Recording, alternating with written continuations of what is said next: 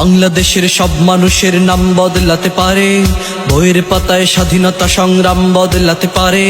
বঙ্গোপসাগরের পানি সব যেতে পারে শুকিয়েও, গোটা রাজধানী কেড়ে নিতে পারে বুড়ি গঙ্গার ঢেউ। সুন্দরবন কেটে হতে পারে ইটের ভাটার লাকড়ি, শিল্পপতিরা দেউলিয়া হয়ে খুঁজতে পারেন চাকরি। চোর গুন্ডারা পেয়ে যেতে পারে মন্ত্রীর মর্যাদা, আইনের ফাঁকে কালো টাকা সব হয়ে যেতে পারে সাদা।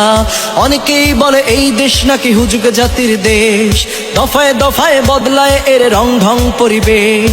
তাই বলে ইসলাম এদেশে হুজুগে হবে না শেষ, হুজুগে হবে না শেষ।